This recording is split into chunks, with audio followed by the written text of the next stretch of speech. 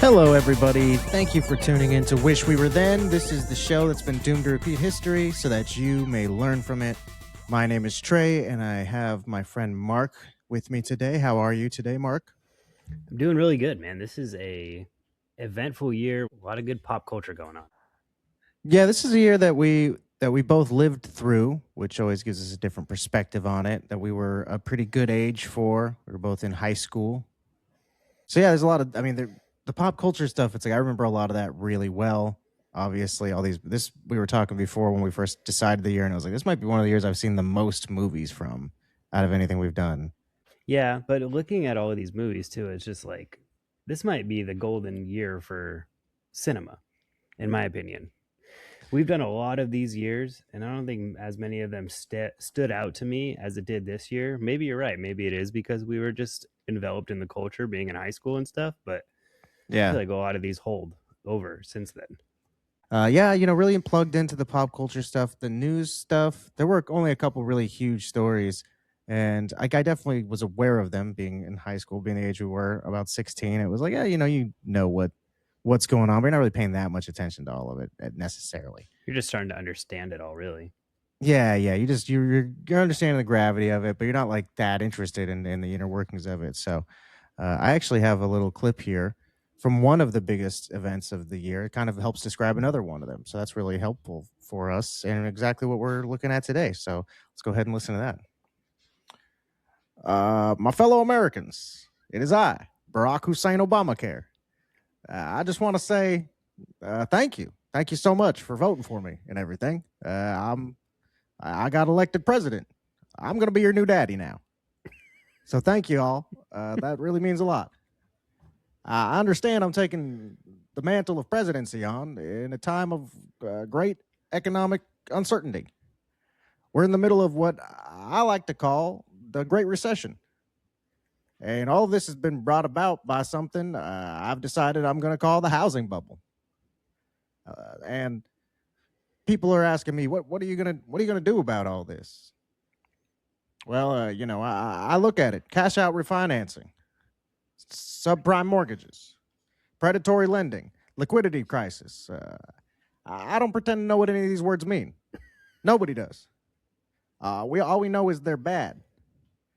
And you see, presidents, when they're elected, they're handed a dossier of very secret information, information the public cannot know about. And I'm going to let you know about a little bit of it right now.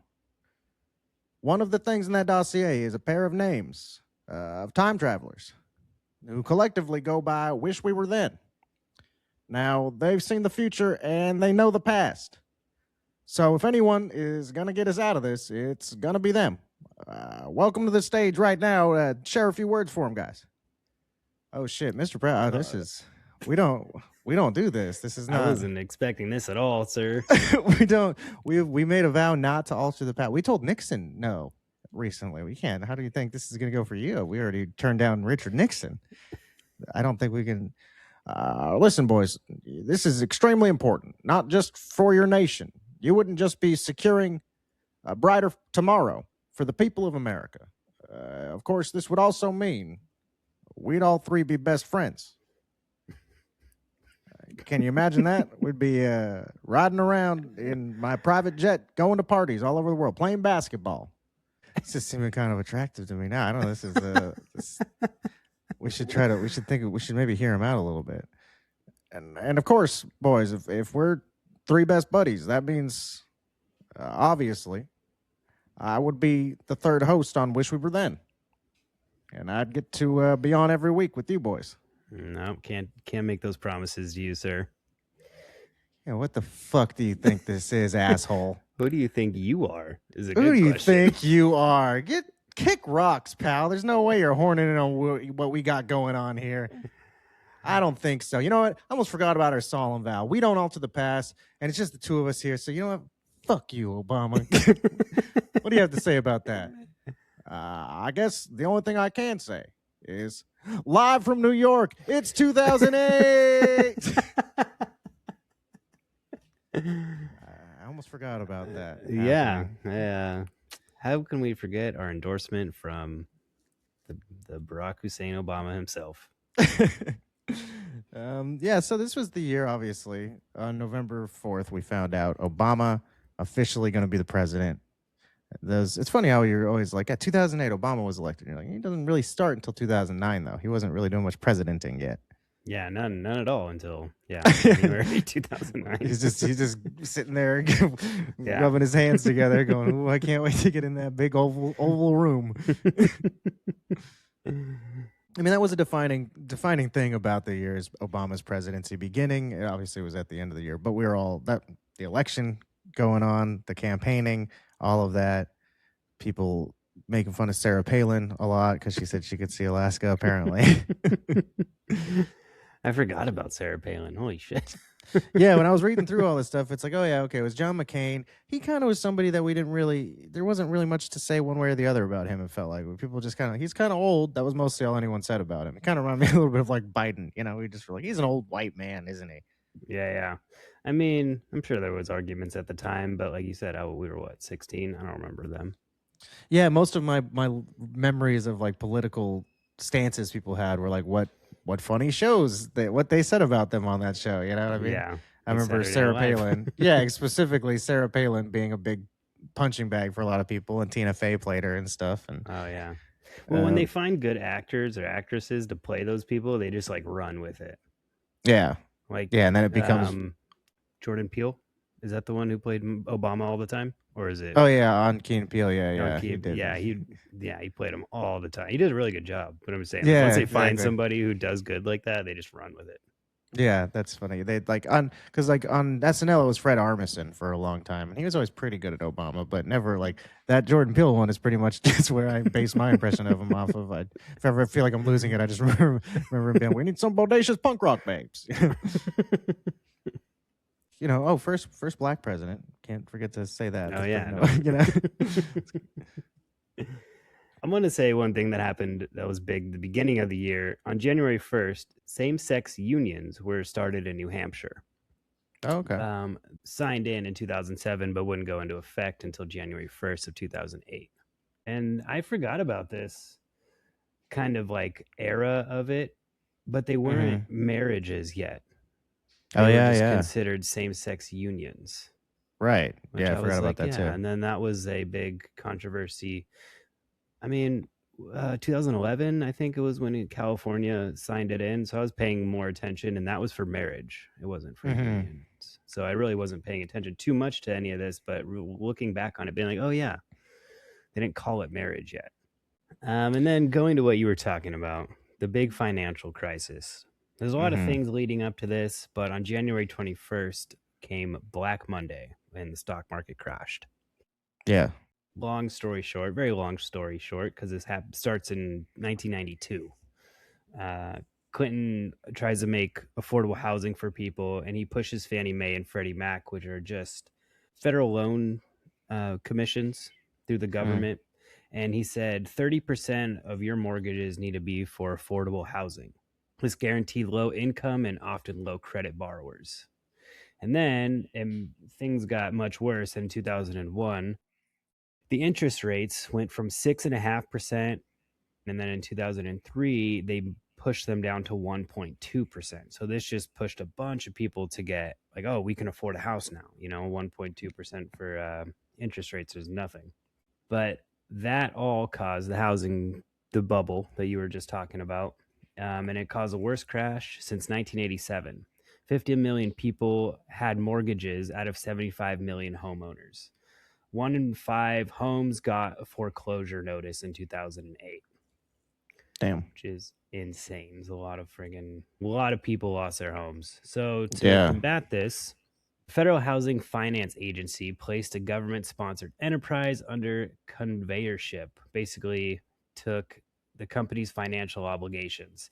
They took Fannie Mae and Freddie Mac's basically all of the debt that they accumulated by giving all of these people loans and buying them out. And this is where they bought out all of the banks. The federal treasury, after doing this, their debt ceiling went from $800 billion to $10.7 trillion. Sheesh. Whew, really fucked us, huh? Yeah, for basically the rest of all time, because our debt ceiling will never go below this now. I mean, it wasn't even at $1 trillion, which is Yeah, insane now. that's a bit of a bummer. Well, I'm a bit of a bummer. But I'm also glad that Obama really did explain it pretty perfectly in his little opening thing. So he did have a pretty good understanding of it. That makes me feel good. No, yeah, this is yeah, it sounds like some real subprime lending, in my opinion. Yeah, but it was from the federal government, which made it had to buy itself out, which in turn screwed everybody for all of time. Because if it was Yeah, private banks doing this, they would have just collapsed. right. And some of these private banks, I'm sure, were bought out. Yeah, yeah, definitely. Yeah, it saved all of the banks and all of the people with all of the money and screwed all of us, really. Yeah, it's a bummer how often this is occurring as well. That like I kind of it's like man, every I don't know what 6 years it feels like there's some stock market thing that goes completely sideways and ruins everything for everybody. Yeah. I had some upsetting news just to keep it rolling. I guess some more stuff that would have been very upsetting to see in 2008 that was related to the food world. I couldn't really find too many fun stuff that had come out. It was kind of a sparse year for restaurants or products and shit like that. But I ended up deciding to go ahead and cave and finally watch one of the things. You know, every time when we look up food from certain years, the results will all be like about a movie a lot of the times. So when I looked up 2008 food, it kept referring me to a movie called Food Inc. that came out in 2008. So I I was like, feel you like know, I've fuck, heard of this. yeah, I thought, fuck it, I'm gonna watch that. So I just watched that for my food research this year. Turns out, food it's a lot more of an ink than you would understand, and a lot more of in a business that's going on. No, it just basically was just like the illusion of choice in the grocery store. That really, it's like there's only a handful of companies that are actually supplying all these different corporations with their food and all the corn that goes into everything, all that kind of stuff. You know. Yeah. Yeah, it just kept making me think of how things are now, like with all the diarrhea lettuce and shit that everyone's like, it's all like basically everyone's using it because there's really only one person making lettuce anymore, you know? Well, I know that Cisco Foods bought US Foods, which is like the two big. It's basically like a monopoly now. Like they're the two Yeah. biggest food distributors in the world, and they just bought them like last year. Hmm. So now, one of the girls I worked with would joke and be like, "Who can cook Cisco food the best? Let's go to each Yeah. restaurant and see who can cook the exact same food everybody buys all at the same time the best." Because that's what we're Yeah. doing now. Yeah, exactly. And yeah, this was all showing all that going on back then. And I thought even that just felt like when you because like such a big part of this documentary and everything was them kind of talking about how like you're not really allowed to be saying all this stuff. Like they don't want consumers to know all this is going on. And that felt like something that was different back then when we were younger. That was like oh but we're gonna make a change, you know, there's like that kind of attitude about stuff like that, like they don't want you to see, but the power is in your hands right now, future generations. And like that was so instilled in us still, like they'd be like, look at what happened back in the 60s and all the youth of that time and all these, you know, you have the power to change the future and everything's going to be different from now on and the environment's going to be taken care of. And then just like damn, it was 20 years ago almost, and we just have gotten worse and worse with all of that stuff. Yep. People don't learn. They don't listen. We really let down Phil Collins in that song. He's like, my generation will put it right. We're not just making promises that we know we'll never keep. I feel like I let him down. I let down Linda Ellerby on Nick News. She was really helping us learn, keep ourselves informed, and we dropped the ball.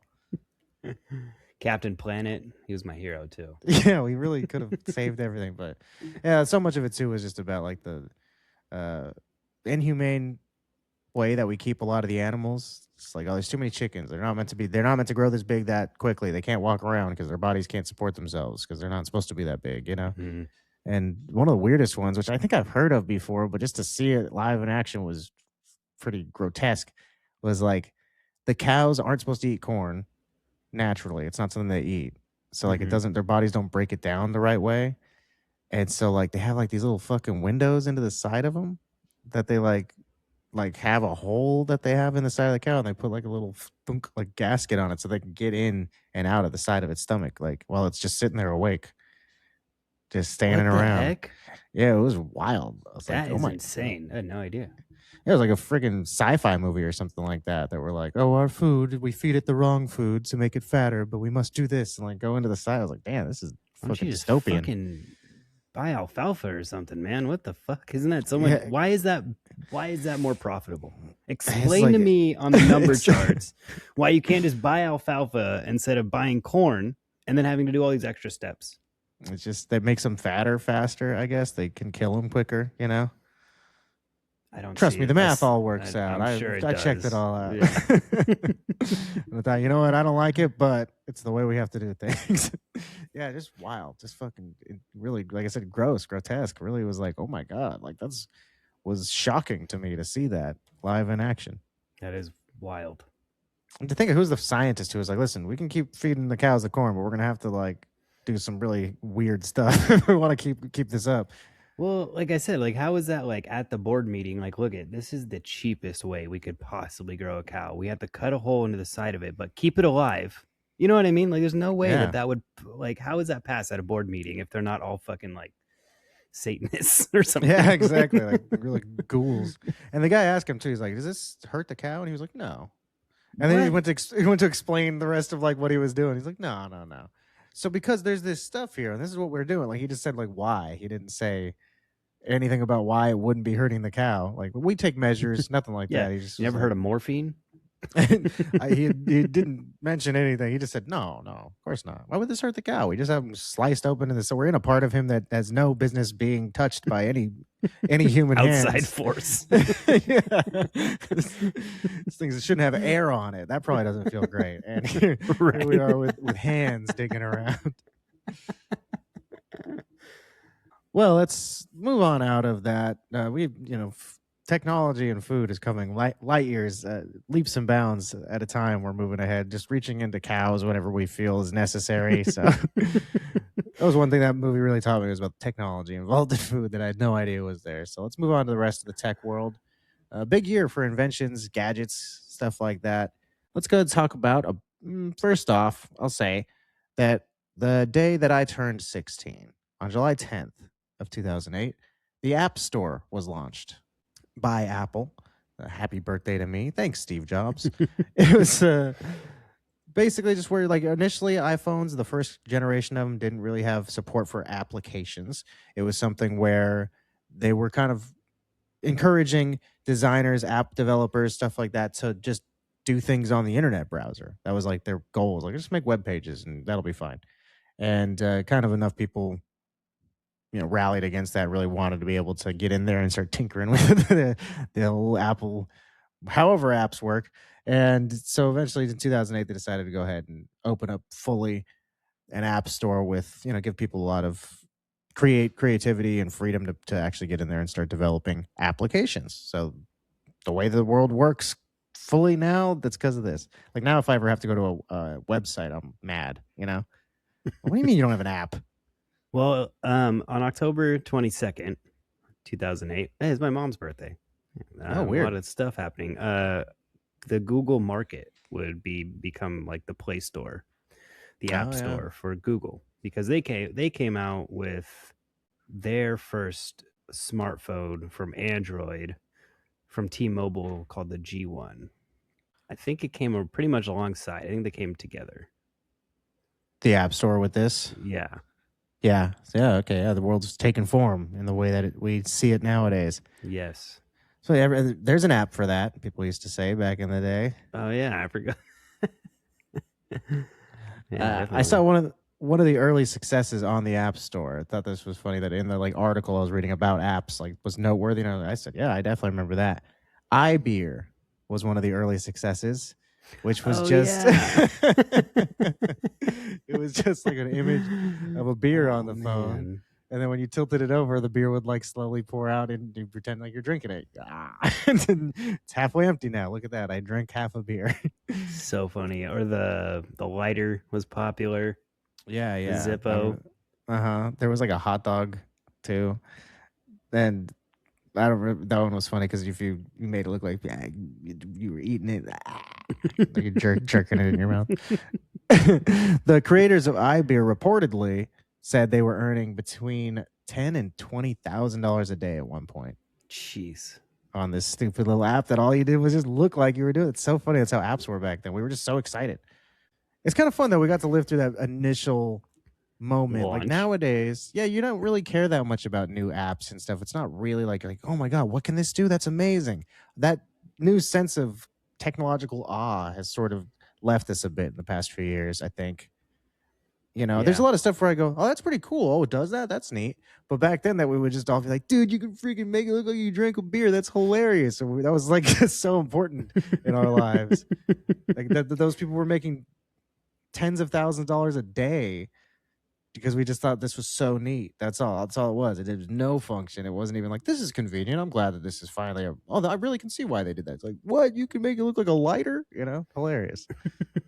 Well, I feel like now, like that stuff was fun. I feel like now, when people try to sell you an app, it's just like another product being sold. Yeah. Yeah. It's Well, yeah. another, I don't know, just another thing, another like convenience you have to pay for, another monthly subscription, and it's like it's just unappealing these days. Yeah. But I not can't. then. They're brand new, hot and cool, and ready to be drinking. I think you think of like Angry Birds and stuff like that, or the games when they came out, like Fruit Ninja and stuff. It was like this is a novel concept. The idea that you're watching, you have to slice this thing before it's too late, or Subway Surfer, like any of the ones that there was.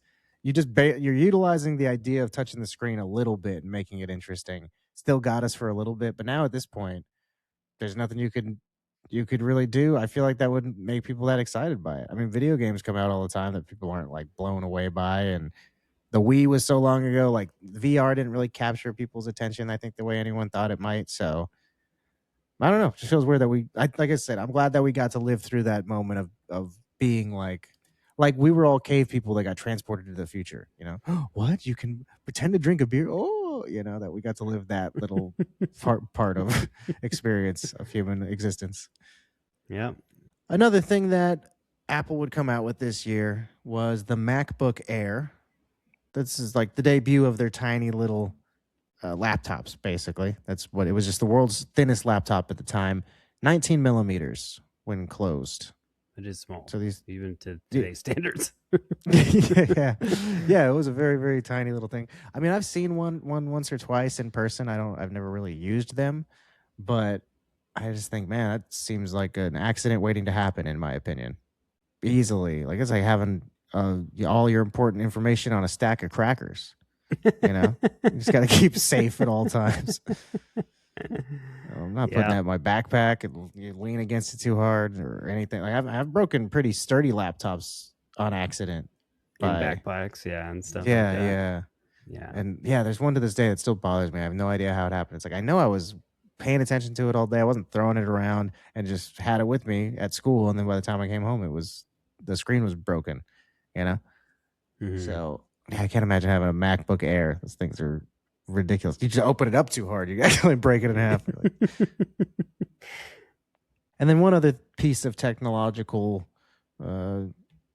viable shit, one more product in the tech world came out that was very, very influential. The Beats Studio headphones. Beats by Dre, basically the first iteration of these. The company was founded in 2006, but this is actually, I did a little digging. This was when the first wave of headphones came out, was 2008. The quote by him to sell them was, this was from Dr. Dre. He said, "Hear what the artists hear and listen to the music the way I do." That they basically were intimating within all their marketing that like regular headphones don't give you the entire experience. Like you don't get to really hear all of the music if you're not listening to them on Beats by Dre. And I mean, they definitely sold the world on these are the best quality headphones. That's what everyone thought. Everybody had to buy those things for a number of years. I have the little Buds version of them. They're still popular. Yeah, I've never actually used them, I don't think. But I know they're like the full headphones like these ones, but yeah, no, I remember they were very, very big deal. A lot of people really swore by them, I guess, kind of a little bit like these are the greatest headphones. They were pretty expensive from what I remember. Also, kind of like that was a new wave of that. It had been a long time since I think anybody really gave a shit about buying fancy headphones. Like when we were in high school and I guess younger, Skull candies were kind of all the rage, and those were like $30. I used to get pairs of Mm-hmm. skull candies all the time because they would, you'd break. They'd just regular headphones, have them in your pocket and shit, and they would break. So I'd get different pairs all the time. So it was still like kind of a wave of we were in like the midst of just regular cool. Oh, these headphones look kind of cool. You buy these, but this was like nice ones were kind of coming around. Yeah. Well, we had like everybody was walking around with like iPods and stuff at this point. Everybody had like the little nanos or like some kind of music device that you're listening to in school or whatever, you know? I think now like they're kind of fit in with the rest of headphones, but at the time they just seemed like very expensive headphones. Everybody was clamoring to get, and it turns out they weren't like amazing. You could get better headphones that just weren't as well known. Well, with all of that done and dusted, let's move in slightly from technology into video games. All right. I just wrote down one. There's a bunch of games, first of all, that came out this year. Yeah, there are. I wrote down ones that I played or were like meaningful to me. Yeah. Call of Duty World at War. First Call of Duty game I ever played. I never really got into it before that. Okay. Dead Space, great game. That game looked pretty cool. It was cool. When I played it at the time, it was terrifying, and then I played it again later, and I was like, I don't know why I was so scared of this game. Fallout 3, classic. Far Cry 2. I think I've only played the third one of Far Cry. I think the third one wasn't really hit big. I think we might have lived together and playing that game actually. Yeah, it was sort of. It reminded me a lot of like Red Dead or something like that. You're on the island and climbing all the towers and shit. Yeah. Mm-hmm. And GTA 4 came out. Yeah, I mean, Grand Theft Auto 4 is the biggest game of the year by far, Yes. by a landslide. It got $310 million its first day that it Jeez. was out, which is the biggest entertainment product release of anything, not just video games, but any kind of entertainment product. This is the biggest release of all time. Music, movies, all of it. It's crazy. Yeah, this is the biggest biggest thing that ever happened. It would only be outdone by itself with GTA 5. And then This it'll one, probably be outdone again in 2026 when yeah, GTA 6 comes out. yeah. If I mean, that's supposed to come out this year, right? Yeah, it should. We'll see what happens. I mean, this one felt the biggest to me, even though I guess just because of the age we were, that I was a kid, that I was in high school. Video games were a very important part of my life at this time. So the second, I mean, the fifth one, I do remember being huge and everyone thought it was amazing and stuff. But this one was just like this. This was really so revolutionary for the time. I I think didn't play this one. I have to say. I mean, I'm sure I have. I but I didn't didn't for have years. it. I Yeah, didn't own it. yeah. Neither did I. This is one that I did not play upon release. I wasn't that huge into Grand Theft Auto. I played the fuck out of the fifth one, and I mean the fifth one's amazing. I've played this one since then. I've gotten into it, and it's really good. I still prefer the fifth one, but just for like what it was doing at the time and the fact that it was showing like what was capable on these machines and all that stuff, it was leaps and bounds ahead of anything else that had ever happened. It felt like, and so just this one was it was a singular experience, just knowing it was coming and everyone getting so excited by it and all that, you know. Yeah. Mm-hmm. I think I played Vice City and San Andreas, but yeah, for some reason this one just got like skipped in my lineup. I played those. All of them. I played the same amount. Just kind of hopping on at a friend's house. You throw some cheat codes on and play until you die. Exactly. Yep. Yep. Yeah, I don't know if you said Left for Dead. It did not. That's another great game. That's cool. There were a couple of like Dead Space, Left for Dead, like kind of zombie or horror shooter games. There was Super Smash Brothers Brawl. Oh yeah, which dude, that was popular for years. Yeah. I mean, all the Super Smash games are fantastic. I love the first two, and then this one. I think this is like the one where you first get the ball in it that you smash, and then it gives you like your super move at the end. Yep. And so this was good too. I haven't played whatever the newest one is, I think, too much, but this one is one I still did play a pretty good amount. Another game that was super, super cool this year was Little Big Planet. I loved that game. I never played it. I know it was so popular and everybody liked it. I've never played that game. It was so cool for the time too. The fact that it's like those. They've made a bunch of them over the years, so people would know what it is. But check that little cloth guy. His name's Sackboy, and you just run through worlds. And I mean, I liked playing even just the single player campaign was really fun. You're just grabbing stuff and dragging it around and putting it where it needs to be, and solving puzzles and climbing up shit and dodging enemies. But then like a big part of it was building levels and people would create worlds, and it was so cool to see how creative people were at it. And you just get on, and like for the time to get on there and be able to look at anything that people made and like share it with everybody was super cool, you know? Yeah. Mm-hmm. Another game that I liked a lot that I replayed somewhat recently within the past probably 2 years, I hopped on my PS3 and played this one was Mirror's Edge. It Oh, was it's like a so good. parkour game. Mm-hmm. You didn't really Really like cool. fight or anything. You were just kind of running the whole time, but it was super fun. Yeah. You were like there were people shooting at you and trying to get you, and you just mostly dodge them. You could fight a little bit, but it was you weren't your character wasn't good at it, so you didn't really want to rely on trying to hand combat your way out of stuff. Yes. You wanted to run away and hide, and it was pretty hard actually, Yeah. because it's not just like a normal game too, where you're like, oh, let me just hop over here. It was like very momentum based and very like not realistic, but the movements were all based in reality in a way that you had to really have. You had to like act in real time. Yeah, you had to like position yourself correctly, so that would like, oh, you can't make a jump from there to there. That's not going to work. You just had to like kind of see what moving quickly, like real parkour. Like, oh, I have to move over there, and I have to have enough speed to make it up there, and all that shit. Very difficult game. Yeah. It's fun though. Burnout Paradise. That's another one too that I played recently. Like both of these are saved on my PS3, and it doesn't play discs anymore. So I only have a couple games that I have left over that are downloaded. And both Mirror's Edge and Burnout Paradise I played pretty recently. I've That never one is played Paradise. Yeah, Played all other the Burnout games are great. Yeah, they're all Yeah. so good. Where you're just trying to crash into each other and do takedowns and stuff. This one's really good. It's actually a really fun one.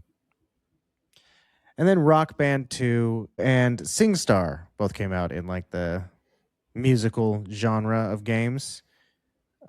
I liked Rock Band a lot. We had one Yeah. of the drum sets and stuff. That was cool. Those are super fun because I mean, Guitar Hero was cool because you could still play with somebody, but it was like you were both playing the same thing. Yeah, But in Rock Band, you're like actually a band. It was cool. yeah, it was pretty fun. Like to like kick it on over to the drums and do a little solo and stuff like that. And then That's why there I was really like someone the like drums. actually singing and stuff. It was cool. Yeah. Yeah. And then SingStar, basically the same thing, just a karaoke video game.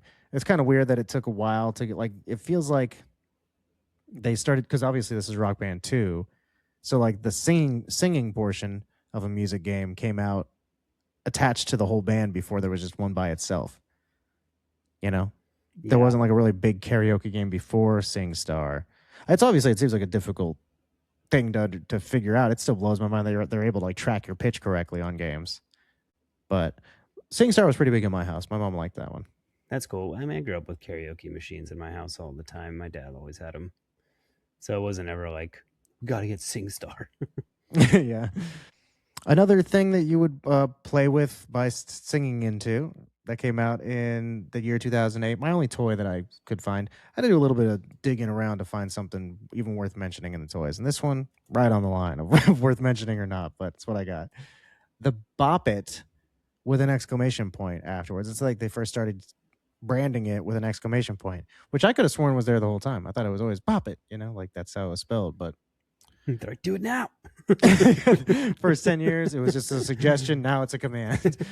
But the Bop It would come out this year that had a sound functionality to it. So you could also just scream into it.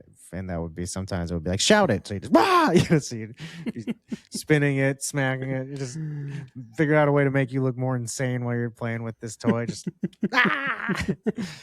But I didn't realize that was a component to Bop It. I've never played the singing, screaming edition. No, I never did either. Bop Its were funny. There were times where I could get into a really good rhythm with it and be able to like keep it going for a while and be really sitting there and just in a groove and not losing it. But like half the time it just gave me so much anxiety. I'm like, I don't want this to make me. I just feel like I'm gonna fuck this up. That's all I felt when I grabbed a Bop It. Okay, man, give me this to fail on eventually. There's no winning this thing. I just know that failure is the only inevitable option. Those are always stress-inducing games. Yeah. I got not really toy releases that happened, but there's a National Toy Hall of Fame. The only reason I found it is because there was a couple of things introduced into the National Toy Hall of Fame. One of them being the stick, like off the ground. Yeah. They said it was quote unquote the world's most classic toy. It's like, okay, did you? Cool, I I, guess. But one of yeah, the I other, guess I agree. one of the other cool ones that was in there this year was the skateboard. Oh wow. Yeah, so they're in I wonder if a this was few a Hall of new. Fames. Yeah, I wonder if this was a new Hall of Fame that they're kicking off. Like, all right, we got to choose something from a wide swath of years. We're gonna go early. We're gonna go with the stick, then the skateboard, and then like the freaking Kung Fu Panda branded Tickle Me Elmo doll this year. Let me see, November 1999. Oh And wow, it that took them a while to get to the stick. they're like running out of stuff. They're like, shit, what else do we do? That's true too. I thought maybe they just had so many things. Like, we finally got around to the stick. It took us a while. First off, we had to get to grass, then rocks, a Leaves, kitten, horses. nails, hammers. You got the hoop last year, and what good's a hoop without a stick to push it with? Everyone, the stick this year. Let's hear it up for Creator God. Uh, thank God for a lot of things every day, but never the stick. You know what I mean? Well, let's see. Let's get on over to some other Hall of Famers. I'm sure at least one of these people that we're about to mention on I'm one sure of these somebody teams, it's got to have made it to the Hall of Fame. All right. Well, let's talk about sports. We'll talk about the champions of this year of 2008 and start off the World Series. World Series champions were the Philadelphia Phillies. I almost said the Philadelphia Dolphins. The Super Bowl champions were the New York Giants, and the NBA champions were the Boston Celtics, and the Stanley Cup champions were the Detroit Red Wings. Yeah, I had a little fact here about the Delphas and that World Series. This was actually the first World Series game ever, which is so crazy because it has been going on for so long that this had never occurred. This is the first time they ever had to actually pause a World Series game. Oh shit! For what? Like Yeah, rain? yeah, it got halted due to the weather. It was raining in the middle of Game 5. So it's like a pretty important game at the World Series. Can't believe that's never occurred before. They just never got rained out, or they just played through it, or I don't know what. But Yeah, maybe they just played through it. I mean, it is in like October. I guess depending on where it is, it could be raining. yeah, this was in Philadelphia, so they got pretty bad weather out there. They were playing. It was the Tampa Bay Rays versus the Phillies. So they were in Philadelphia facing off against the Phillies. The game was tied at 2-2 initially when they had to halt it. So this is pretty nerve wracking, I'm sure, for 2 days that they had to wait to finish the game. Oh And shit! it would go 4-3 in favor of the Phillies, which gave them the title in 5 games. So this was the last game of this series. Damn, that kind of sucks. Yeah, that's really. As a Rays fan, you've got to be mad, especially because it's not like they make it there all the time. Yeah, I know. They're like, man, who knows what happened? It was tied too. It wasn't like they were losing or whatever. You have to assume, hopefully, at one point in the second part of this game, that it was 3-3. That it's not like that the Phillies just went up to 4-2, and then the Rays came back to 3. You know what I mean? It'd be nice if Yeah, it was tied, and then they pulled ahead at the end. I don't know exactly how the scoring broke down in the end, but terrible, terrible, devastating loss for you. Like you said, you never see the Rays. We'd never mentioned their names before. yeah. I don't think they've ever won one. At least they might have been there before, but not that I've noticed. Yeah, they've only appeared twice in 2008 and 2020. So this was the first time they made it. They Oh are yeah. only had been around since '98 though, so they still got time. They'll get out there. Rays, we believe in you. The other thing here that I have, this Rays, pretty young team, and they still have managed to make it. The Detroit Lions, they've been around for a long time, but it took them a while to be this bad as they were in 2008. They would become the first team to ever lose 16 games in the history of the NFL. So they lost every game of their season. What? They Holy were the crap. first team. They were the first team to lose all of the games of their season since 1976 when the Buccaneers lost all their games. So another Tampa Bay team, Getting actually. screwed. Damn, Screwing Tampa, themselves sorry. in that Yeah. That was all the way back in '76. They changed their ways, so they figured this shit out now. They're like, we'll do a lot better. We'll do so well. They'll give us a baseball team. We'll figure this shit out. 16 games became the standard amount of games played during a season in 1978. So when the Bucks lost, they didn't have the opportunity to lose as many times as the Lions did. So the Right. Lions, most losing team there ever was up until this Damn. point. Yeah. So sorry, Detroit. Well, the Red Wings won, That's true. Oh, so that's they have right. some going on in Detroit. Yeah, interesting. This was a year where everything was very connected. See, you'll see patterns everywhere if you look close enough, folks. All right, let's move on to the television world, where you'll see a pattern that we have self-identified this pattern many years ago in the 2000s. It's that the top performing list of TV shows is very often very boring in this this decade. Number one and number two different days of American Idol, always doing well at this point in time, and then Dancing with the Stars all year long stayed number three. Damn. I So know no those are switch super ups. popular. Yeah, no shakeups, nothing. American Idol top two, then Dancing with the Stars number three. And actually, for the first half of the year, Dancing with the Stars took the fourth and fifth and sixth positions as well. So it was, very, very boring year. Everyone loved reality TV, specifically American Idol and Dancing with the Stars. Those competition shows, so not just all. Those are like kind of more of the less trashy, I guess is the word to say, as far as everyone thinks about reality TV. Like, I think singing competitions and competition shows in general are kind of a little bit more, not highbrow, but you know what I mean? There's like some level of substantial entertainment there. You're like watching someone perform something they're good at, you know? Yeah. There are a couple of debut TV shows that came out. I guess let's just say the biggest one of the year, this was definitely the most culturally significant show, was Breaking Bad. Ah, yes. That Fantastic show. I didn't realize it came out this early, 2008. I mean, I guess that makes sense, but I don't think I started watching it until later, 2010, 2011 ish. yeah, I started watching it like I'm pretty sure it was halfway through. It was about to be halfway through the fifth season, because that was the last season. They split it up into two parts, Oh yeah, yeah. Mm-hmm. and everyone had been telling me, I guess for years, I didn't realize that people had been telling me, you got to watch Breaking Bad. You'd really like it. And so then finally, I watched as the fifth season was airing. I started to watch it and ended up catching up with it, and then being able to watch the last half of the fifth season as it came out on TV. So I did get to be a part of it for the very last couple episodes. That was kind of neat, but yeah, it took me a very long time. I thought, if everyone likes it, it's probably not that great. Was kind of my thinking of it. It's just most people are not that good at knowing good TV shows, and I definitely thought it was good though, especially the first few seasons. Yeah, I didn't watch it until it was on like streaming and stuff like that. Another show that I didn't really start right away, but I got into probably around the same time actually, was Sons of Anarchy. I watched that show from start to finish on TV every week. That's cool.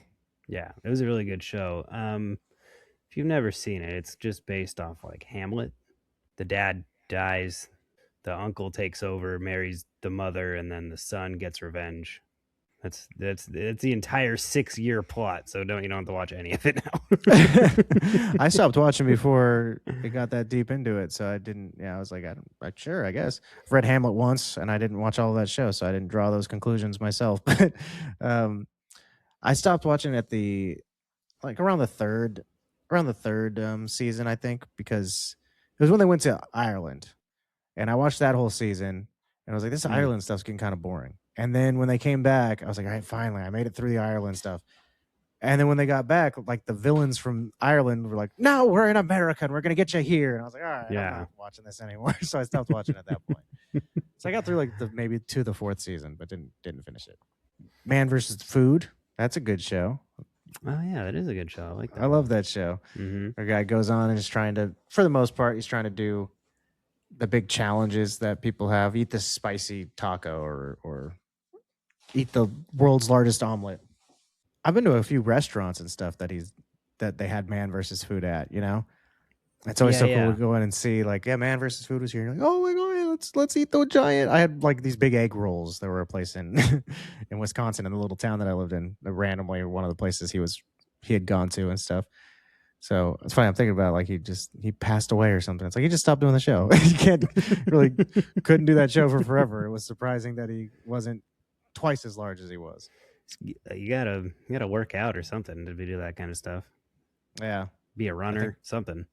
Yeah, So we talked about the top couple of shows not being the best, but I'm looking at the top of IMDb, and they're a little more, I think, realistic to the time period of what was popular. One is The Mentalist, which I never watched, but I know is super yeah. popular. Number two, Breaking Bad. Number three, Sons of Anarchy. Number four was True Blood, which I've never seen. I watched Eh, all of that oh, really? recently. Yeah, in the last few years. Yeah, I mean, Oh, okay. some Not like last 10 then, though. years, but not back then. No. And then number five is Fringe, which I never watched either, but I've heard it was good too. Oh, I love Fringe. Joey, Chandler, Monica, Ross. Fringe is my favorite show.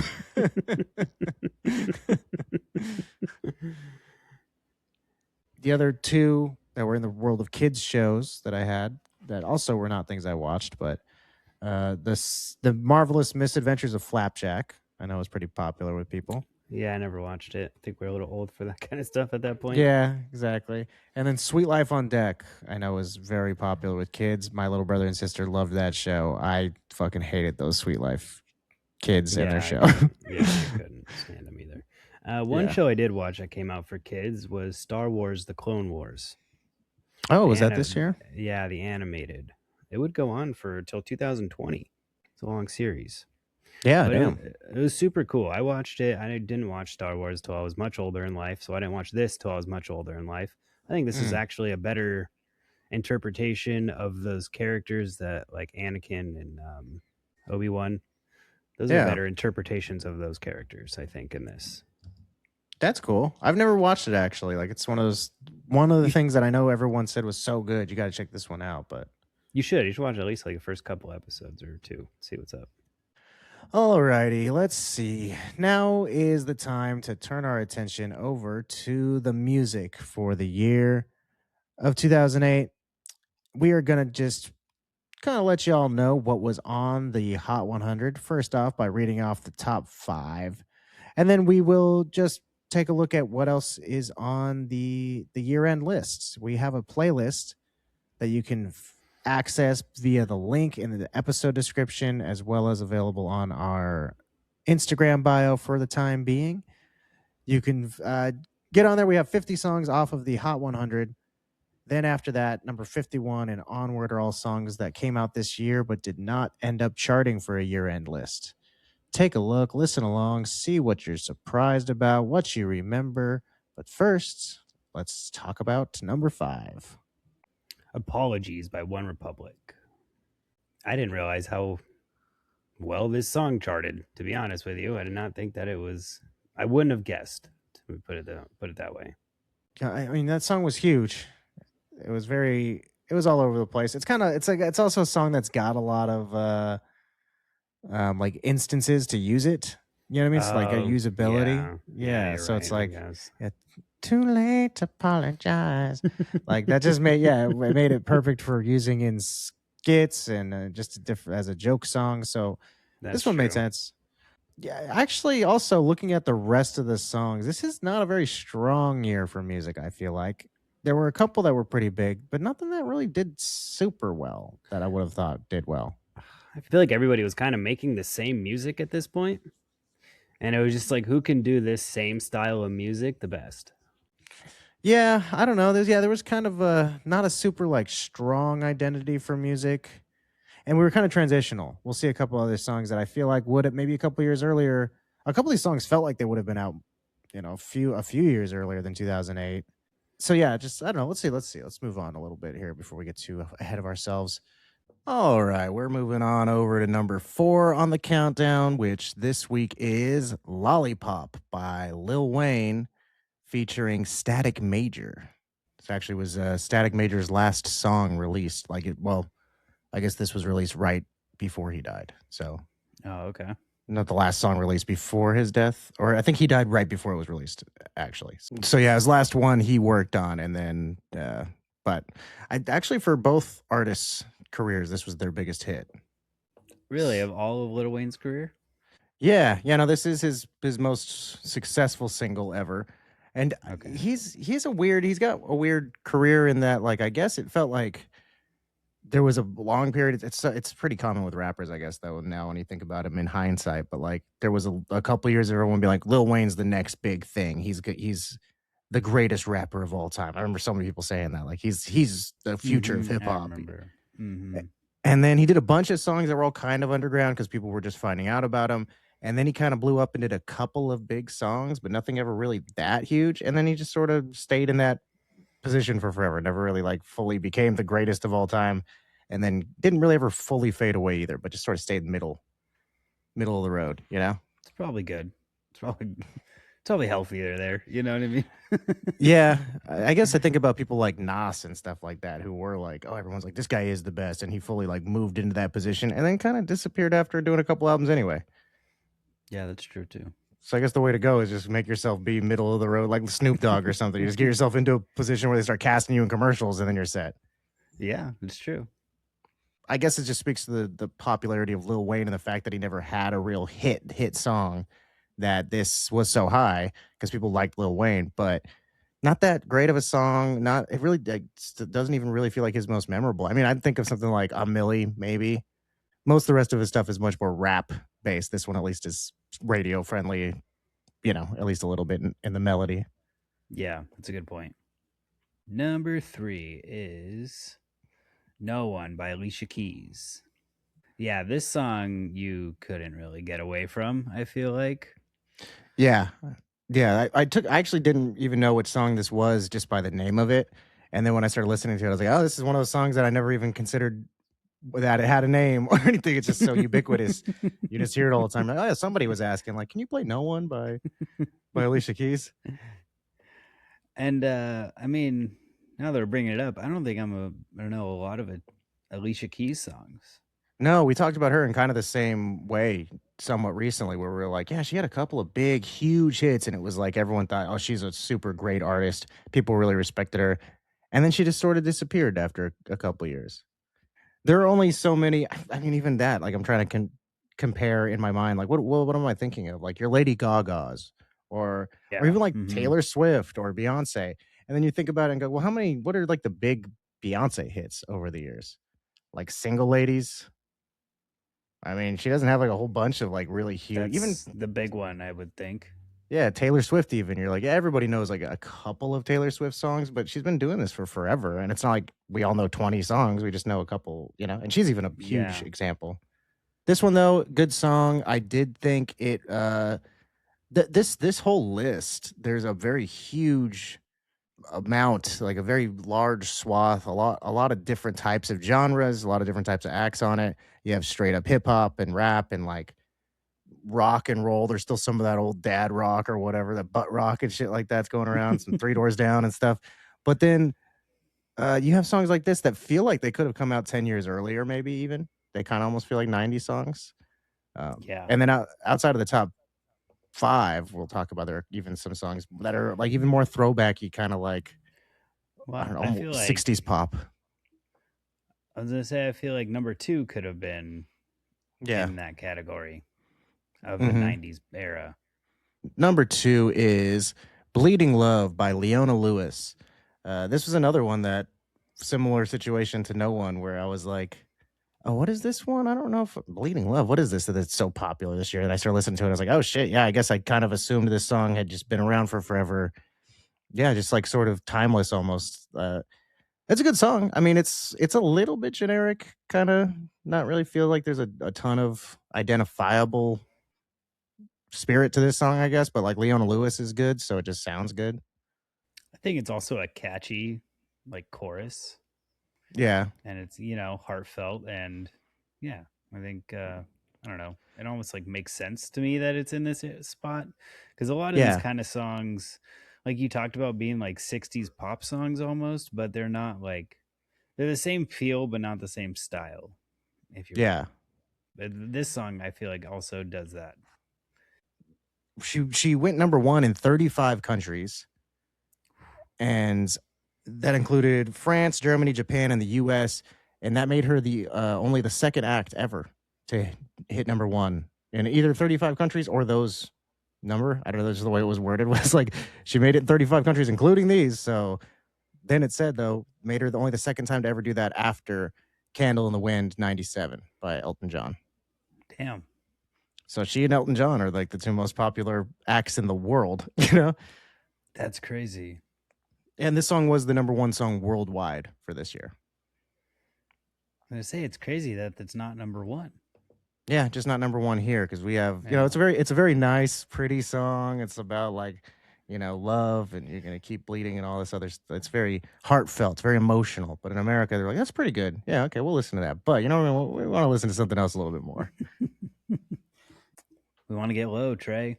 With number one is "Low" by Flo Rida featuring T-Pain, and I have to say, I thought this was a T-Pain song, especially when it first like showed up on the list. I was like, oh wait, what? And I was like, double take. Yeah. I mean, this T-Pain's one of those dudes who was so popular for a couple years on all of the biggest songs, and only a couple of them were like his own songs. He was pretty rarely like a T-Pain song. But this is one of the few times that having been through the year, I can go, oh yeah, 100%, no questions asked. The rest of this list was a race for second place. Yes. This thing was so clearly the biggest song of the year. You just couldn't escape people saying Shorty had them apple bottom jeans, boots with the fur. It was fucking ubiquitous. It was literally everywhere. Getting low. Dropping asses everywhere, you know. I like his name, Flo Rida. I remember that because this is his debut single, and I remember when he first came out, I was like, "Oh, Flo Rida, that's clever," Florida, Flo Rida. I like that. I like when rappers can cut. There's not a whole lot of them. It's pretty hard to nail one down, but when you get a good one, it's like, hey, I like that. It's cool, Flo Rida. It was the opening track of the soundtrack for Step Up 2, The Streets. Always funny when a song like way outplays the movie that it's supposed to be for, Hey, good for him. That was his first single. That's crazy. Yeah, it's pretty rare too. We've seen that a couple of times. I guess not really not really that rare. It happens a fair amount of times that we see the top spot of the year is taken by someone's debut single. It's pretty cool though when it happens. Yeah. Mm-hmm. I mean, this was fun as fuck at the time, I'll say.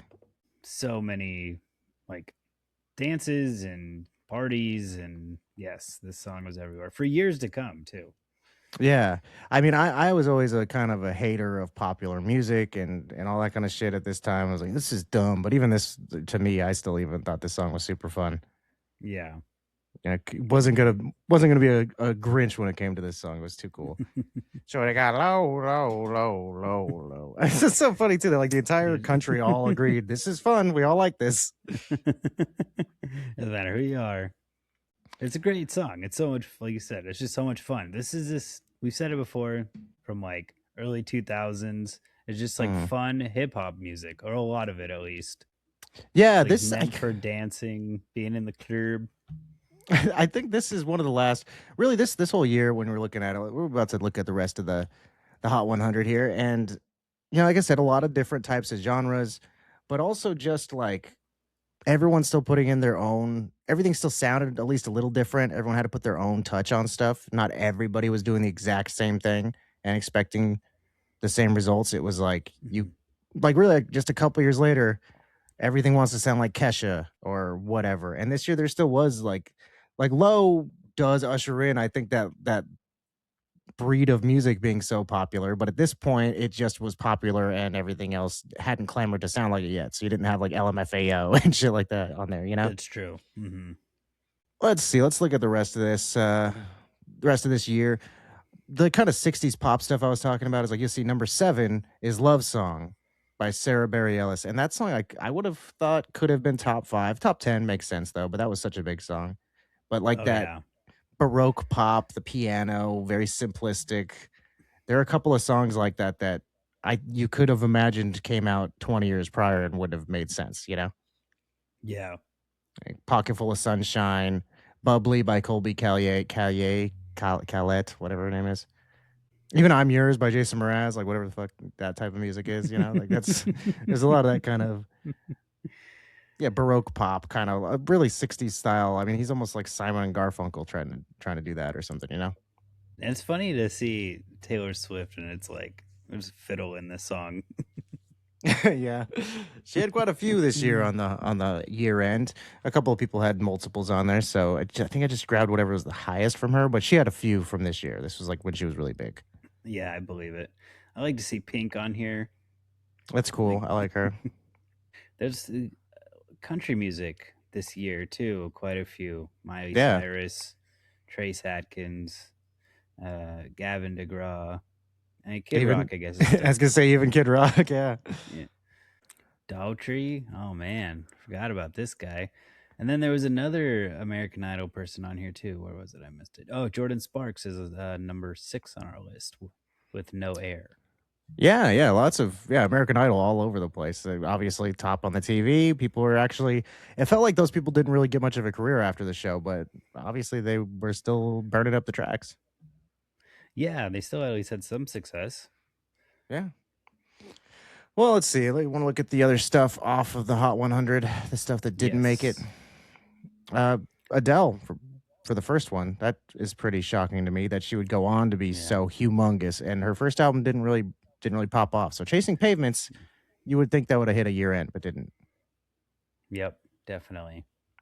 And then plain white tees. Yeah, One, after two, that, three, there's four. the rest of these aren't as shocking to know they didn't make it, but when you see some of the stuff that landed on the year end, I could have seen any of this making it, you know?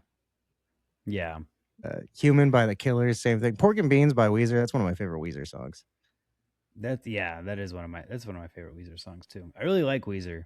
A couple of funny songs in here. That's Not My Name. I love that one. Oh They call yeah. me Hell. Mhm. That was actually super popular. Yeah, I know. That's why I was kind of was Cons- surprised it didn't make it on the list. Corona and Lime is a fun one. that is a fun one. Surprised that one isn't on there actually. I feel Yeah, like this another one one was that I could have played in seen. even just like by DJs like the middle part of it and stuff. I don't know. Could see it. It was a good year for actors to want to do music. You had Demi Mm-hmm. Lovato's first single. She and Him is Zoe Deschanel, and that's like their first single. Scarlett Johansson, I wasn't aware of even having a musical career. She had her first single this year. Me, yeah, I didn't know that at all. Julianne Hough, I thought that was pretty interesting. She's from Dancing with the Stars. Yes. And then Terrence Howard, I thought that was also funny. I mean, he's proved his musical abilities before, but he's just such a fucking weird guy. It's funny to see him do anything, honestly. I thought it was cool he was on here, and I Yeah, was he like, wasn't. He's not bad. he's not bad. I was like, he's a good singer. I don't think he could be like a standalone artist. You know what I mean? Couldn't just be this and be like Yeah, super but popular. You know? oh, yeah, he was great in Hustle and Flow. So, it's like I said, he already proved Yeah, his he musical was. abilities. So, I think it's sort of like Eddie Murphy or something, where you just see somebody and you're like, I don't know, this didn't work out. I think you're right. You could have done this, and you had every ability to do it, and for some reason, the world just laughed at it when you did it. But Terrence Howard, it's more because he's just a fucking weird guy. Yeah, he is. Flight of the Concords, a debut album, came out this year. So we've talked a little bit about some of their early singles and other stuffs, but I love Flight of the Concords. Threw that on there. And then the last one I put on here, I thought was just funny. It was funny to me at the time, still funny to me all these years later. Chinese Democracy by Guns N' Roses finally came out. That's something that they had like started teasing that they were working on this and then started earnestly working on it in the 90s. And we're like, this is the next new Guns N' Roses album. When people actually were like, oh, okay, we give a shit. And then they just kept toiling away and just, by the time they finally did it, everyone was like, you were still doing that shit? We all forgot about that. We moved on with our lives. You guys should too. I had no idea that this song or this album even existed. Yeah, it was a huge deal for people at the time because I remember being a kid. Because when we were young enough, that scene was still kind of hanging on by a thread of all Yeah, these yeah. metal bands and shit like that. They were still popular. They were still cool in the early 90s. So by the time we were kids, there was still a thing there. And so there were still people talking about, like, oh, just wait, man. When Chinese Democracy comes out, it's going to bring the whole world back into the metal scene or whatever, you know? Is there any good songs on here? I don't know. I Let never me listened to say. it. I just threw it on there because I saw it. And I only listened to the title track, so I don't know any of the rest W- of it. One of them is this I love, and it's 127 million Hmm. on Spotify at least. Okay, that's surprising. Super lame song though. I'm like skipping through it. Super. What was it called? This I love. This I love. This Guns N' Roses. This I love. You got to put this one on there, dude. This is hilarious. It's so funny. Why is it have I so mean, many listens? Because it's bad. that's there. It's funny too. I'm like listening to a couple of these songs and thinking this doesn't really. But I know we've mentioned that too. I don't know. I guess that I know what I think of Guns N' Roses sounding like necessarily because I only know the big songs from them. We mentioned that when Appetite for Destruction came out. That I'm like I know the Oh hits, yeah. but that's about it. Hmm. So I'm thinking this feels a lot more metal than they typically tend to feel. That they're like much more hard rock kind of, Yeah. like this is more like Black Sabbath sounding metal.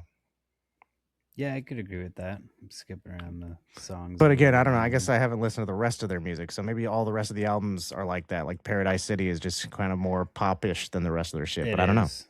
Yeah, it Oh, okay. is.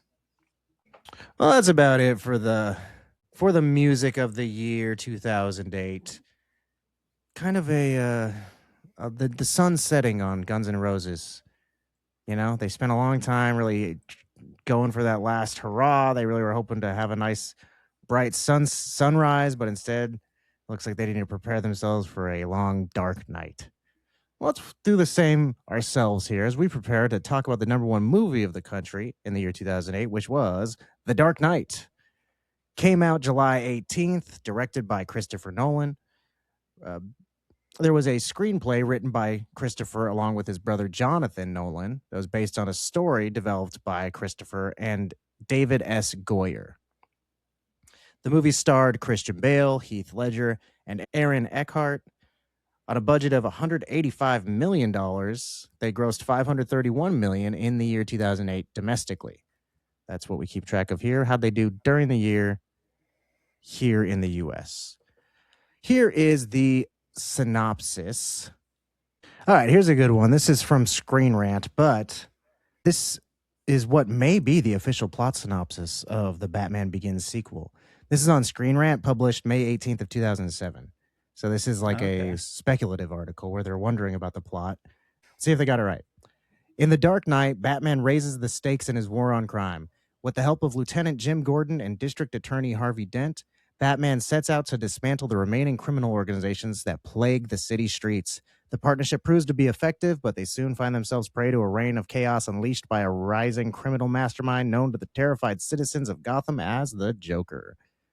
There's a lot of moving parts in this movie, which is why it makes it cool too. I think Yeah. because it actually does work well together. It's like this could be like a detective movie in itself, almost. Yeah. I feel like Batman movies usually do a good job of that, but this I think one of the biggest issues I always have with like superhero movies is that typically when you rewatch them you're like, "Oh, that kind of like one thing happened." You know, they went to that one place to do the thing and then that was kind of it. Or like Star Wars movies, we've talked about how that kind of feels like the Hmm. case. You're just like they go to that one place and dismantle the shield and then that's it and that's just the movie's over. They blow up the thing. Like it's all they were building for. This one, I've seen this movie dozens of times for sure. I loved this movie when it came out. I thought it was fantastic. I watched it so many times and then watched it over and over again on DVD. So I've seen this a billion times, and still, while I was, it's been years and years now. And when I was watching it, I was like, I forgot they still have to do this thing. They still have to do this thing. Like it feels much more like a comic book because it just keeps interjecting new little short bits of plot. Where like this next 20 minutes is going to be them chasing them through the subway or through the underground tunnels and shit without really it having direct bearing on the next thing that happens. It just each thing leads right into the very next thing as opposed to the overarching thing. So it feels like almost watching a TV show or something. Yeah, I could see that. It flows really well together. I have to say, I don't know if it's just time that did this, but Christian Bale's Batman voice, I did So not. annoying. So Terrible. annoying, dude. It's so annoying. Yeah, I don't know. Like maybe because I've heard so many like stupid parodies of it and stuff. Because I didn't think that at the time when the movie Yeah. came out. But this time around, I'm like, oh my god, just tone it back, just like a little bit. Yeah, I felt the same way. I mean, I guess it was like when it happened, people were making fun of it so much, and I thought the movie was so great that I was so protective of things like that back then, where I'd be like, "No, he sounds fine. He's it's a great movie, and he's totally every aspect of it is perfect," you know. So I think that might have been a little bit of it, just being like, "No, people were exaggerating." And then rewatching it now, though, it's like, damn, yeah, it's super annoying. That was like half done in post. So it Hmm. wasn't all Christian Bale's decision to do that. You can kind of hear now when you know it and you're listening to it, you can hear the normal voice that he's doing. He is gruffing it up and doing a Batman voice. And then they like went back and altered it to make it more ridiculous. And God, it sounds terrible. Huh, weird. Because especially because if you listen to the early Batman from the original Batman Begins, you know, he talks a little deeper, but it's pretty much just like that. There's not like really a lot of gravel to his voice where he's like, it's not who I am underneath the mask, but what I do that defines me. And then in this one, he's like pursing his lips and stuff, you know? He looks ridiculous. I hate it. Oh man, it's so true. It really is bothersome. It truly is. But rewatching it again, also like removing myself from the time and the hype of it, and just like, yeah, I guess when you're younger, you kind of rely a lot more on feelings than like what you actually think about something, you know? Yeah. And rewatching with all that removed and stuff, I'm like, I think Heath Ledger's better than I remembered him being, actually. You know, he was great. I think you're right about that. He was definitely better than I remember him being. I mean, everybody said how great he was, but man, he does an amazing job. And for those who didn't know, this was put out after Heath Ledger had already passed away. He died Hmm. from a drug overdose this year in 2008. Yeah, and it's been one of those things that, like, over years, there's been. I mean, it's really at the time, especially, it was well documented, and people knew that he had like thrown himself so heavily into the role that he was staying up for days reading comics and like kind of taking drugs he shouldn't have been doing with sleeping pills, other psychiatric medication and stuff, and so people thought he kind of lost himself to the role. But I guess the his family and stuff has come out and been like, no, he really enjoyed doing this and he had a really good time. And it wasn't really necessarily like he went to such a dark place. It's just that he fucked up on his medications. Hmm. That he had always kind of done that. And like his sister said she had told him to be careful about that stuff and everything else. So it's not, obviously it's not good, but it's also like you can kind of enjoy this without thinking it like, oh man, this is the role that killed Heath Ledger, I think, Oh yeah, because that's definitely what people associate this with. Yeah, I mean, it's so crazy too to just watch I always liked him. I thought he was great in like A Knight's Tale, and I loved him in Lords of Dogtown. I always thought he was such a cool Oh actor. yeah, it's so much But fun in Lords of Dogtown. yeah, seeing him in this though, it just is like, yeah, I can see why. I mean, even at the time, I mean, I guess I kind of agreed too when the casting decision was announced. Everyone was like, Heath Ledger, the guy from 10 Things I Hate About You. What the fuck are they thinking? Why are they putting him in the Joker role? It really didn't make sense. It wasn't even like, oh, obviously because he's a comedy guy. It just was a very strange actor to choose. Yeah, And he fucking murdered it. One of the best actors in his role ever. Just so out of left field. It wasn't like you had anything else to base it off of. You can't like point to a different part of his career and be like, well, you can see where they got the idea. He just was super out of left field and with perfect choice. yeah. They actually met, him and Nolan met while doing the first Batman Begins. He auditioned for Bruce Wayne and they agree. Like it says, they agreed. Like this is not the right role for Heath. It's not. It doesn't work for him. But Nolan liked him so much, he just had him in the back of his head. And so when they were doing this one, he was like his first choice right away. He just thought, I know that guy can do it. And they didn't really have anybody else to consider. So there's always a lot of casting stuff up top that I like to get through. But it being a sequel, not so many things. Even the people who did like the Joker, it kind of was just something that Nolan knew he wanted to do up top.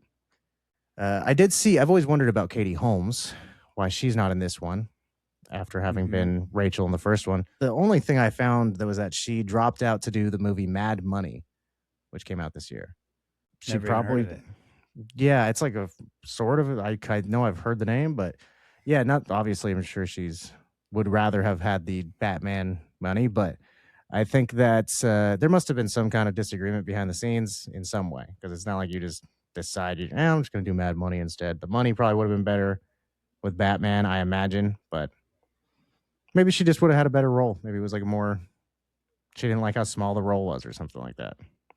Yeah, maybe. She's like, I'm gonna be in this movie for 20 minutes and then die. Fuck that. Crazy that her death scene though is like jarring. It just comes out of nowhere. You're like not really expecting. She's mid sentence and then just killed off. Like that's sort Yep. of something people do now more. But back then, especially in a comic book thing, you're like, whoa, like main characters don't die. Death is not permanent in the comic book world. And for them to just be like, she's gone, like Yeah, middle of her just like sentence. yeah, it's true. The only real other big casting thing that I could find here was Harvey Dent was somebody, of course, that would also need to be cast in this film. You just focus on the Joker, but Harvey's a big part of it. They thought about Josh Lucas, Ryan Philippe, and Mark Ruffalo. Would have been interesting to see Mark Ruffalo in Yeah, there. that definitely would have been weird. He would go on to star a rather two-faced character of his own just a few years later in the comic book world. But very green. And then Matt Damon actually was like a serious contender for the role, but he couldn't due to a scheduling conflict. Very interesting. It would have been a much different movie to have somebody of like that. Not even, I think that Aaron Eckhart's a good actor, and I don't necessarily love Matt Damon, but there's just like the star power of it. Like having a huge celebrity in the role would have made it much different, you know? Yeah, yeah. Mm-hmm. I'm not the biggest Matt Damon person. Would have been funny though if he was Two-Face here, and then Ben Affleck would go on to be Batman later. Oh yeah. Should have had him be Two-Face in that one, but That would never have really been made good. it. That didn't make it off the ground. So This has to be Aaron Eckhart's biggest role, right? Like, yeah, definitely. I can't really think of too many other things that he's even really done. yeah. Thank You for Smoking pops into my head right away every time I think about him. I don't know why. Yeah, Thank You for Smoking is one of his most known for on IMDb. So I guess I wasn't far off. Yeah, he really just does not. He's not been in too many things. Just some of the quick behind the scenes stuff in terms of like the production of the film that I found interesting. The like the tower that they're fighting that's under construction at the end between Batman and the Joker. Yeah. That was actually the under construction Trump Tower in Chicago. Oh shit. Yeah, that's funny. Trump walks around the same halls that Batman and Joker fought in. The building that blew up as Gotham General was a former Brock's Candy Company factory. Or Brax or Brock's, I don't know. But they make those disgusting circus peanuts we talked about recently. Oh yeah. You know, it was a real building being demolished that was scheduled for demolition, so they just happened to be able to get in there and film it as it happened. Often quoted, but not necessarily true, that the detonator didn't work when Joker's walking away and he like turns around and he starts hitting it and shit. Yeah. Yeah, a lot of people say that was improv, but that was planned to happen. They had that. They had it figured out the whole time. How is he supposed to know how many bombs were supposed to go off? Yeah, right. He's like, all right, count to 7 explosions and then keep walking, and don't react any differently. You're right. A big thing about this was the IMAX that they used in it. Like that was something I remember being touted about this film. And it's not even necessarily something I remember in like the advertisements, but the reason why I know I remember it is because my sister and I, we decided we really wanted to see this in IMAX because that's like was important to it. It was being shot in IMAX cameras, so like we needed to see it in the way that Christopher Nolan intended. And the only theater that was showing it, because IMAX wasn't that big back then, the only theater that showed it was in Universal City in Hollywood, like the City Walk. So we drove all the way out there from Menifee to go see the movie, and it was like so disappointing. There's like 2 hours in traffic there, and then like the screen was barely bigger than a normal screen. I expected it to be like, because at that point I had been in IMAX theaters to do like nature documentaries and shit, where it takes up the whole freaking wall is this huge, enormous screen, and you're like looking left to right around it and shit. This was just like a slightly than larger, barely curved screen. And it was like, well, this was a huge fucking disappointment. Dang, and like that sucks. Yeah, we had some like responsibility we were supposed to make it home for that night, and my mom was like, "You guys will make it back in time, right?" And we're like, "Yes, it's fine. We're not that far away." And then traffic got worse and worse, and we were like 2 hours late for whatever we were supposed to do. And it was like, damn, no, none of this was worth. Yeah, none of it was worth any of that. But I remember that all happening, and I think, okay, what was so important about it being IMAX to us at the time? Well, this was the first major motion picture to use IMAX technology. Oh shit. before this, it was just like for documentaries. They didn't really do it in movies up until this point. About 15 to 20% of the final product was IMAX, like the opening bank robbery. They shot that in IMAX, and just a couple different scenes around it. So not a huge amount of it, but IMAX was new to the actual motion picture industry, not just for documentaries anymore. So thought that was kind of crazy. I didn't really know. I guess I remembered facets of that, but not the fact. You know, Yeah, yeah. it was so rare that they had only 4 cameras capable of shooting IMAX in existence at the time of the filming of this movie. And then Damn. by the time they were done, there were 3 IMAX Because they cameras. broke one? They broke one of them, yeah. During the SWAT scene where the chase is happening with the SWAT cars and shit, they broke one of the cameras. So they came out one camera poorer, but I guess they could afford to make a new one. The only other real huge thing about this movie that's noteworthy, I think, is that Heath Ledger did win an Academy Award for Best Supporting Actor for his role of the Joker posthumously. That's crazy. Good for him. You know, actually, I've always remembered that he won this year, but I never bothered to see who he was up against. The other nominees for this year were kind of weird, so it's not like he had the strongest competition. You had Josh Brolin in Milk, Philip Seymour Hoffman in Doubt, Michael Shannon in Revolutionary Road. So not necessarily a bunch of like huge memorable performances. Never seen any of those movies. I saw Doubt. I saw Milk. Milk. I realize I say that word weird. Listening back to myself now, so I say milk, milk, milk. And then the other one. This is the most shocking. So it's like, oh wow, the Heath Ledger was nominated for the Joker from a comic book movie. That's pretty shocking. You're like, well, you know who else was nominated this year? Robert Downey Jr. for Tropic Thunder. That's awesome. So they're playing a little fast and loose with the nominations this year. If people are out there, they look like they're having a good time. Nomination. That's hilarious. Could you imagine if he would have won for doing that in blackface? That might Do not you be think that unprecedented. someone else won an Academy Award in blackface? Can we look that up? That's what I'm saying. I- That might be on there. I don't know. We'd have to go I back don't and know. see the 30s. Yeah. I'm sure somebody. Oh, I'm yeah, sure we like don't go Laurence back that far, Olivier. too. Yeah, Laurence Olivier was probably was probably nominated. He was not. Yeah, he was nominated at least in '65 for Othello, playing a black man, but he didn't win. Okay. I think that's about it for The Dark Knight. I mean, the movie you could say endless things about, and I'm sure there have been endless things said about. Do a whole podcast in itself if you wanted to, I'm sure. So let's just do our last thing around here, which is give the movie a rating based on 2008. Press lips.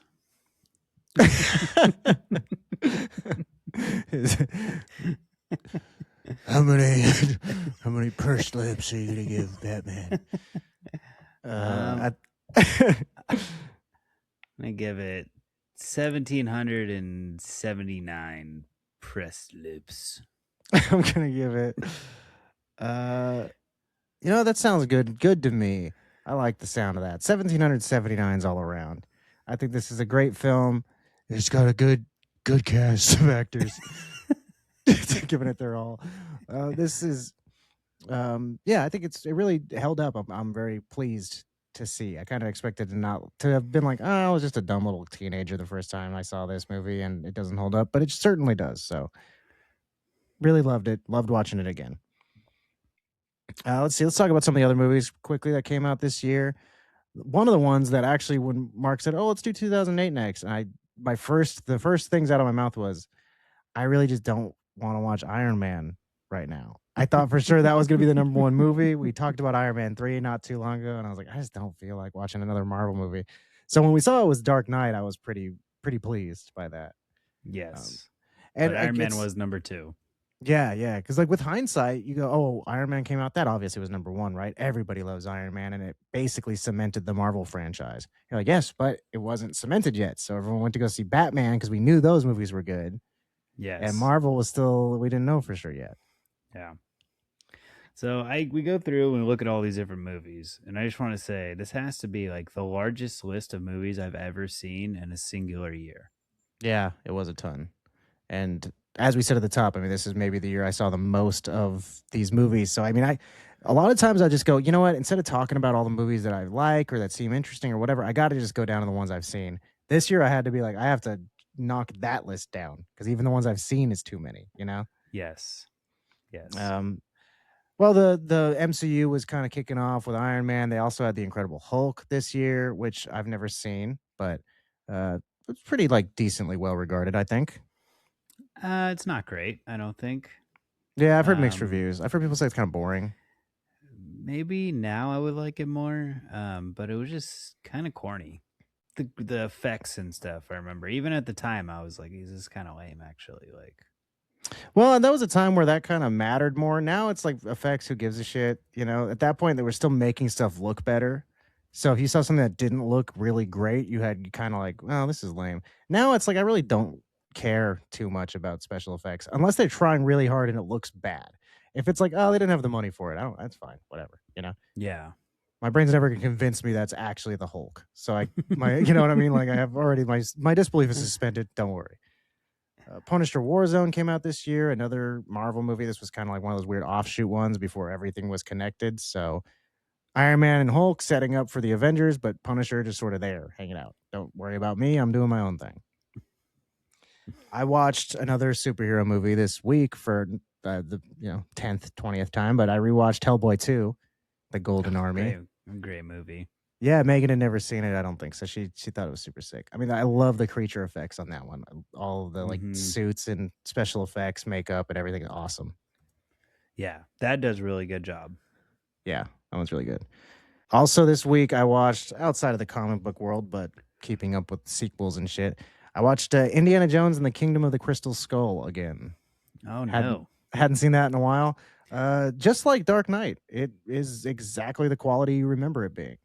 You're like, I oh, actually, okay. I've only seen like bits and pieces of it. I've never like sat through it all. I don't think. I watched it when it was new in theaters. Actually, when it was new, I didn't mind it so much. I was like, that wasn't terrible. It was not good, but people were being a little over dramatic. Rewatching it, it's like, nah, this kind of sucks. He's too old. Just like that in general, you're just watching like they didn't need to do this. There was no reason to do this, and then to make it not be that good. Like, if this came out the same year as the rest of Indiana Jones movies, like in that time frame, it would be just the worst Indiana Jones movie. But it also came out way too late, so he's old during it too. You know. Yeah. So yeah, that was a little bit of a bummer to revisit that one. I should have avoided it, but well, actually, I kind of had a hard time finding a lot of stuff. There were a lot of movies this week that I tried to watch, but it's like I think the timing of it being so nostalgic for people our age who like, oh, I want to show my kids this movie now or whatever. Like, they want you to rent all this shit. It's just Yeah. a guess, I guess, because it was really hard to find a lot of this. Yeah, that's true too. I did watch Wally because that was on Disney. Yeah, okay. That's why I watched Indiana Jones because it was on Disney Plus. Yeah. Um, Wally, I mean, that was such a great movie. Loved it when it came out. Thought he was so fucking cute. Well, it was one of those It's two, a I think, at the it's a good time. movie now. And still like, damn, we're just gonna be fat people in space, maybe. Yeah, This very is total. prescient. It's totally plausible. I think at the time I was like, oh, what? He's cute. Great. You know, I'm a little 16-year-old boy. I don't think stuff's cute. I was like, that guy was cute as fuck. I don't know what to tell you. He really he did it. He did it. Made me think he was cute as hell. Yeah, with the little fire extinguisher and stuff. It's great. Yeah, you see the way he pats his little cockroach on the head. He's so cute. The other kids movies, I guess let's just go through some of those while we're on the subject. But Kung Fu Panda, that's another one that was way better than I imagined it was going to be. When I saw it, like, this looks so bad. Like, Kung Fu animals, this is terrible. It was actually a really good movie. I would rewatch that. Horton Hears a Who wasn't bad. Yeah. And then there were like a number of sort of live action movies for like preteens, young teenagers. I thought was kind of neat. Like Spiderwick Chronicles. I don't think that's like for little kids, right? I don't know that one specifically. I read the books when I was like a little kid, but no, I think it was meant for kid. I think it was meant for 11-year-olds. 11 to like 15, like people who had already read that book. You know what I Yeah. mean? Yeah, like well, there's Chronicles of Narnia, Prince Caspian. That is the same kind of Hmm. like yeah, it's for little kids, but it still was like yeah for like 12-year-olds, I think. Penelope, same thing, and Be Kind, Rewind. That wasn't based on a book, to my knowledge, but it was sort of the same thing where it's like not really for little kids, but it also wasn't for like even regular teenagers, I think, would be kind of bored by that movie. But Yeah. let's see. I gotta get moving fast here. I'm running low on the battery.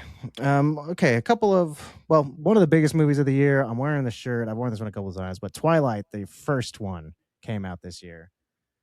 And I actually that was one that I had a very funny relationship with. I had a girlfriend when I was in high school, so when Twilight came out, she wanted to go see it, and I was like, "Oh, this is gonna be fucking lame." And I didn't like it the first one, and then over the years, I've seen the original Twilight so many times that now I really like it. I've seen it a lot, and I enjoy it.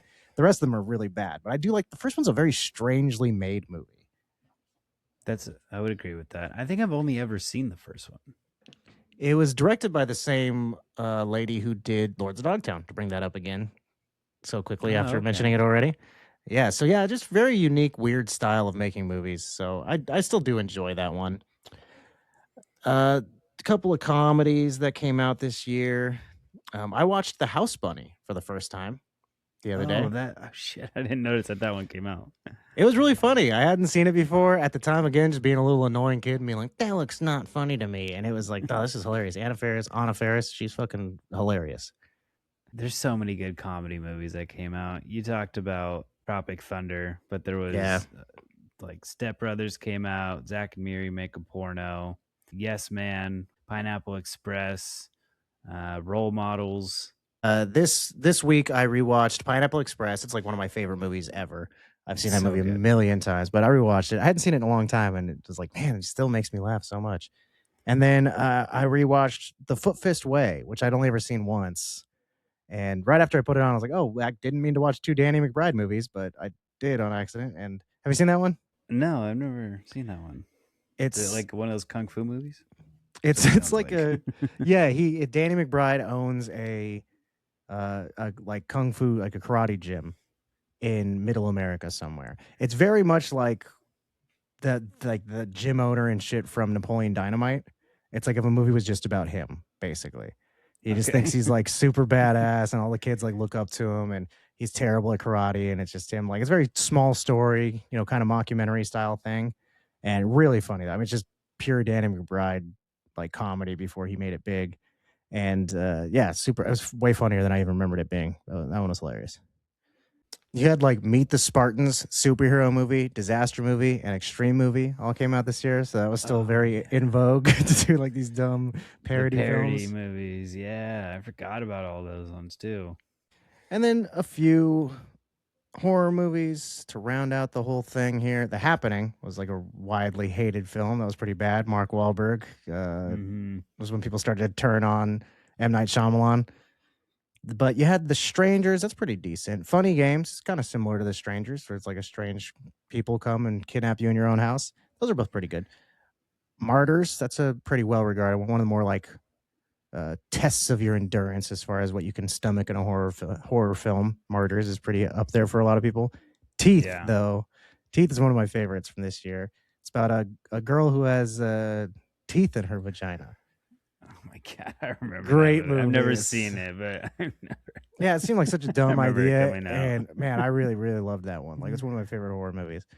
And then there's a movie called Man on Wire that was a documentary film from this year. I've seen it. I hadn't seen it in a long time, but it's cool. It's just like some guy like walking across. I think he goes across like two huge towers, and I feel like it's New It's York or Chicago or some shit. it's the Twin Towers. Is it? I thought so, but I don't want to say that because I Yeah. feel like that was so wrong. No, it is the Twin Towers. Damn. Okay. I watched part of the actual documentary. Is it the documentary or is it a movie about it? Oh, I forgot. Yes, yeah, they made a movie about it later. This is the documentary. Okay, so I've seen that. Yeah, but I haven't Yeah, seen yeah. the movie about it. All right. Well, I think it's about time to mosey on out of the year 2008 and do our last duty, which is to both choose one item from the year that will be preserved. Am I still available? No, Trey, no. We almost made it. Oh. All right. Technical difficulties. If you're watching this, then it's too late for me.